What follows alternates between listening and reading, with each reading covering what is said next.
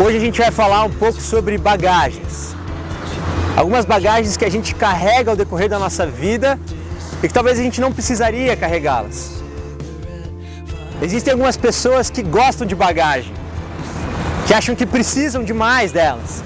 Eu lembro uma vez em que eu fui acampar com a minha família e quando eu fui colocar as minhas bagagens dentro do carro, eu vi que o porta-malas do carro estava lotado.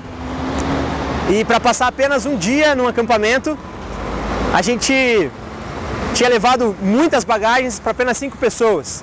A gente tinha levado até um micro-ondas. Na nossa vida, às vezes a gente quer levar muita coisa. Talvez coisas que a gente nem precise levar, mas a gente acha que a gente precisa, a gente acredita que as bagagens são necessárias.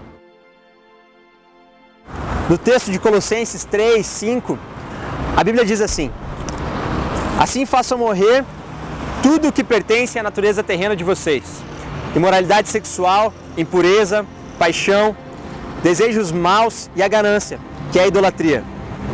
É por causa dessas coisas que vem a ira de Deus sobre os que vivem na desobediência, as quais vocês praticaram no passado, quando costumavam viver nelas. Mais uma vez, na Bíblia a gente encontra um texto onde é listado algumas formas de procedimento do cristão, o que ele deve ou não fazer, o que vem da sua natureza terrena ou aquilo que ele deve fazer pois provém de Deus e de uma nova vida que ele vive. Algumas coisas que a gente viveu no passado, eles podem se transformar em bagagens na nossa vida, em pesos desnecessários para nós. Por exemplo, quando nós somos crianças, a gente aprende a realidade de um ditado popular: quem não chora não mama. Desde pequenininho, a gente aprende que se a gente reclamar de alguma coisa, a gente consegue ter ela. E acontece que a gente leva isso para a nossa vida. Isso acaba sendo uma mala que a gente carrega. A gente reclama e tem. Ou quando nós somos crianças também, e a gente aprende que quando a gente faz alguma coisa errada, os nossos pais nos disciplinam. Eles brigam conosco. E muitas vezes, não falar a verdade faz com que eles não briguem mais com a gente. E aí, a gente aprende mais uma coisa: que às vezes não falar a verdade é uma proteção. Acontece que isso é mentira. E acaba virando mais uma bagagem na nossa vida. Uma forma que a gente encontra de passar pelos problemas, mas que talvez não seja o certo procedimento.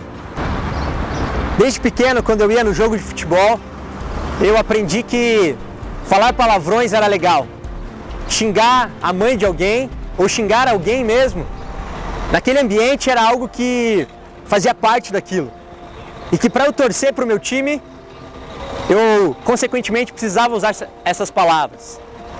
Mais uma bagagem que eu levei na minha vida, uma forma de viver, mas com um peso. Não que eu seja contra o estádio de futebol, nem a um time de futebol. Eu torço para o meu time, sou paranista, mas acontece que eu aprendi a torcer do jeito errado. A pornografia é outra mala, outra bagagem que a gente carrega ao longo da nossa vida. Muitas vezes nós acreditamos que não tem problema ou que é algo normal. Acontece que a pornografia ela é uma distorção do que realmente é o sexo. Sexo, algo feito para acontecer dentro do casamento. E o que acontece quando nós procuramos na TV, nas revistas ou mesmo na internet, não é a realidade do sexo. Se nós formos para um casamento com a ideia de sexo que nós encontramos na pornografia, a gente vai descobrir que é uma ideia totalmente distorcida daquilo que é realmente. Por isso, essa é uma bagagem pesada que muitos de nós carregamos. Existem várias outras bagagens que são específicas das nossas vidas. Eu garanto que você também tem uma bagagem que você carrega ou carregou durante a sua vida a partir de um devido momento. E você pode dar nome a essa bagagem. Parece que a gente aprendeu que existe um caminho que leva à salvação. A Bíblia vai dizer que estreita é a porta e apertado é o caminho que leva até essa salvação. A gente falou aqui sobre pecados, bagagens que a gente leva durante a nossa vida. Acontece que Jesus, ele já morreu pelas nossas vidas. e já carregou sobre si todas essas bagagens.